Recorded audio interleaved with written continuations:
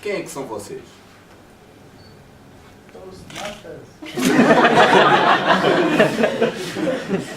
Uma boa resposta.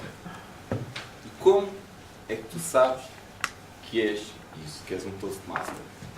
Como é que tens consciência de que és tu próprio e que também és um Toastmaster? Penso! Mais respostas? Logo existe. Muito bem. Aristóteles teve uma resposta que, de alguma forma, até está correta. Nós somos o que fazemos repetidamente. Ainda assim, acaba por ser redutora. Concordo? Se eu faço repetidamente alguma coisa, se eu vou fazer sempre isso, então sou aquilo e vou ser então a mesma pessoa até os meus dias terminarem. Houve um outro senhor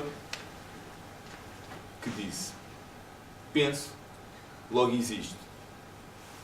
Foi o senhor Descartes. Descartes tinha um princípio do dualismo em que, à partida, através de uma área muito específica do cérebro, chamada glândula pineal, nós tínhamos acesso ao nosso espírito. Tínhamos um corpo, tínhamos um espírito que estava separado do nosso corpo. Ou seja, era uma explicação metafísica. E, entretanto, surgiu um outro senhor mais contemporâneo que disse uma coisa exatamente oposta. Nomeadamente, eu existo, logo penso. E esse senhor chama-se António Damasio. Professor Dr. António Damasio, um dos neurocientistas mais proeminentes da atualidade. E isso gerou uma grande controvérsia no mundo científico, como vocês devem calcular. Descartes foi alguém, e é ainda, muito considerado na comunidade científica. Mas o nosso António Damasio tinha boas razões para afirmar o que afirmou. Na perspectiva dele, a nossa mente, a nossa emoção e a nossa razão não estão fora de nós. Estão dentro da nossa própria biologia. Felizmente, hoje, nós temos uma série de ferramentas de imagiologia. Mas nem sempre foi assim. Desde sempre se estudou o cérebro. Desde sempre. O que acabava por acontecer era que o neurocientista da altura, tipo sapateiro ou mecânico, observava. Imaginem, alguém tinha um acidente vascular e ficava com alguma deficiência. Então, ele esperava ansiosamente que aquela pessoa morresse para lhe abrir o cérebro. Hoje em dia, nada disso é necessário. Hoje em dia, felizmente, nós conseguimos observar dentro de cérebros vivos o que está a acontecer. E o que é isto de eu ter um sentimento de mim próprio? Todos nós temos consciência que somos nós, mas se calhar a explicação acaba por ser um bocadinho mais complexa. Ou não, dependendo da perspectiva. Quem é que quer dar uma ideia do que é a consciência?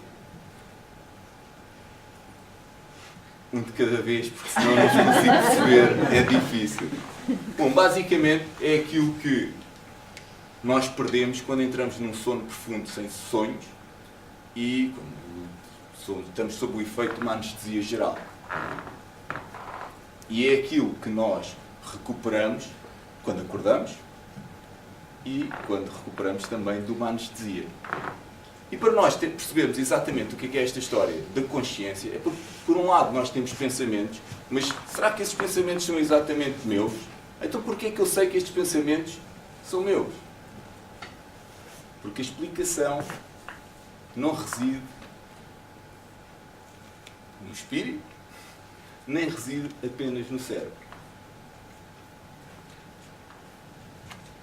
Existem dois aspectos a considerar.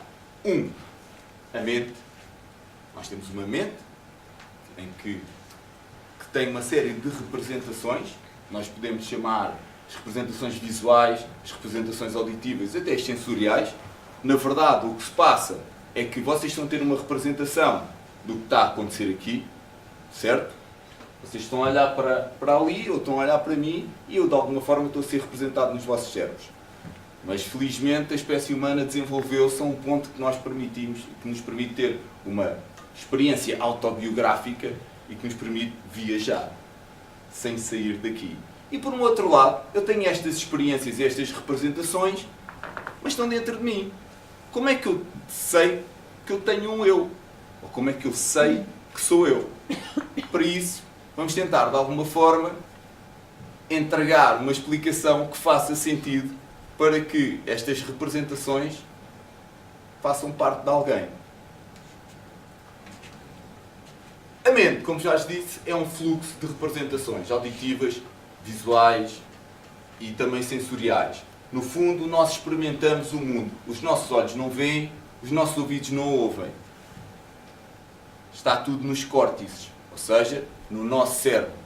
O meu córtex visual que vê, é o meu lobo temporal que acaba por transformar ondas sonoras em alguma coisa que faz sentido para mim. E por outro lado, o que é que eu preciso também de ter noção? Tenho que ter noção que estes são os meus córtices principais, visual, sensorial, motor e o auditivo.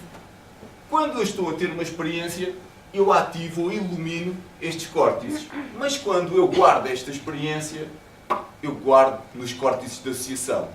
Mas o que é espetacular, o nosso cérebro é altamente preguiçoso e também nos permite, por causa disso, manipulá-lo. Quando nós recuperamos e viajamos no tempo para trás e para a frente, o que é que acaba por acontecer? Onde é que nós vivemos essa experiência novamente? Nos córtices originais. O que é que isto significa? Significa que se eu estiver a imaginar vividamente alguma coisa, é como se estivesse a viver a situação. E por outro lado, eu tenho o eu. O eu depende da minha estabilidade. E a estabilidade eu só tenho no meu corpo. Nós temos, existe um princípio que é a homeostase. Nós temos que estar num determinado nível químico, temos que estar numa determinada temperatura, senão adoecemos e morremos. E basicamente, nós necessitamos do corpo e necessitamos da regulação do corpo no cérebro. O que é que isso implica? Por exemplo, as baleias têm um grande cérebro, não são mais inteligentes que nós. Têm um corpo muito maior e têm o corpo todo representado no cérebro. Portanto, basicamente, nós temos todo o nosso corpo representado no cérebro e temos, por exemplo, as pessoas que não têm membros e têm dores, é porque a dor vem a partir do cérebro e não é exatamente no membro. Se vocês têm esta imagem, isto é o tronco cerebral, é uma área muito específica do nosso cérebro, básica, do réptil. E basicamente, se tivermos uma lesão aqui, nós perdemos a consciência. Se tivermos uma lesão aqui, não perdemos a consciência, mas ficamos só 8 minutos. Mas ficamos aprisionados no nosso corpo. Temos consciência, mas não conseguimos mexer o corpo. Portanto, basicamente, nós necessitamos, para ter consciência, receber fluxos, representações do nosso neocórtex e receber informação do nosso corpo. E isto diz-nos muita coisa em relação à consciência. Quando nós vemos ou pensamos num animal que tem um neocórtex mais pequeno, esse animal tem consciência ou não tem? Sim.